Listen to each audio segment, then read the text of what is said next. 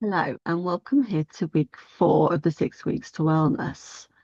Now, you may not yet be ready to start thinking about going back to work in September, but now is actually a really powerful time to do some reflection and start to think about what you want to put in place so that when you do go back to work, you're actually in a much better place to prioritize and support your own well-being by knowing what you want and, more importantly, what you don't want.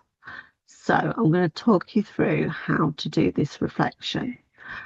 And I'm going to start by asking you some questions. So you might want to pause the video, grab a paper and pen, and then after each question, again, just pause the video for a few seconds so you can actually write this down. Or if you prefer, you can just think about it in your head.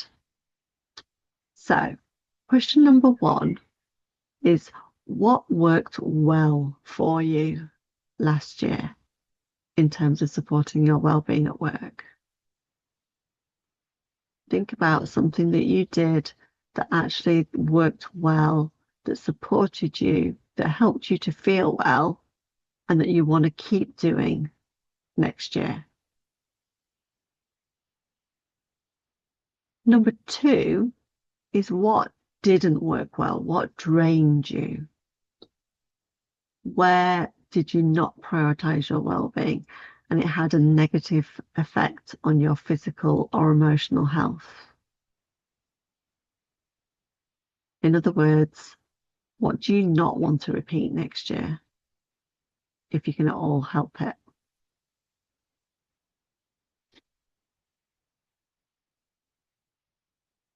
And then question 3 is just to reflect on how you would like next year to look in terms of your well-being.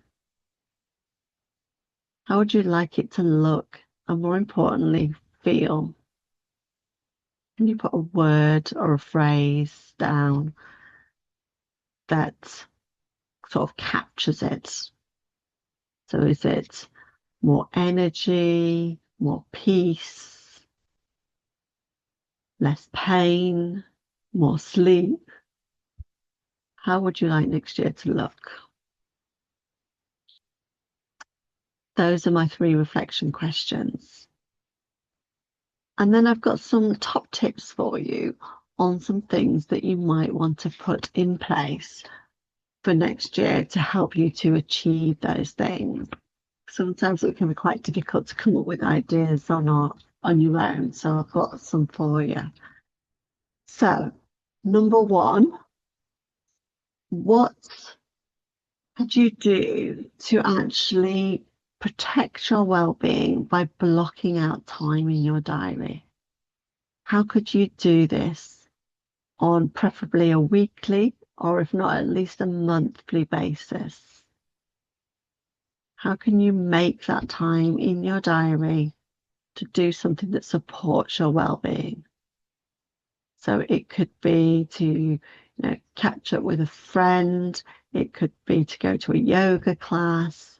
It could be to go for an holistic treatment. Could be to go for a run.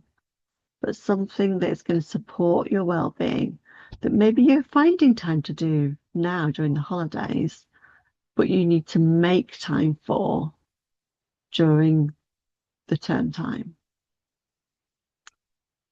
And then number 2 is about reducing those things that drain you. Now, this could be work related, or it could be stuff at home, because quite often we take on everything. We feel like we have to be the one to do everything. But I want you to think about something, maybe a big thing that really drained your energy. And it could be something as simple as, doing the weekly meal planning and shopping, or it could be a particular task that you have to do at work. And ask yourself these questions. Does it actually need to be done? Or have you just been conditioned by society in some way to think that it has to be done or has to be done in a particular way? Are you a bit of a perfectionist? So can it actually just be deleted from your to-do list? It doesn't actually need to be done. If it does need to be done, could you delegate it to someone else?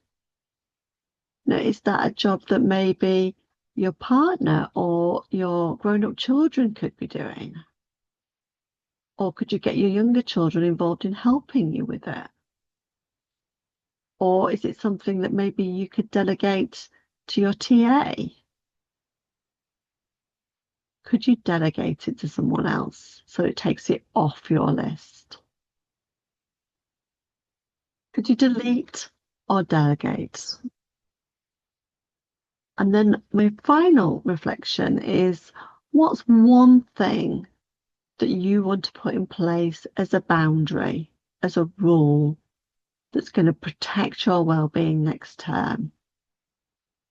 Whether that's that you're going to protect that time slot in your diary that's just for you, or whether you're going to make a rule that you always delegate a particular task and commit to it. Write it down, put it in your diary, write it in your phone somewhere, and commit to that one action, that one rule that you are going to live by for the whole of next year.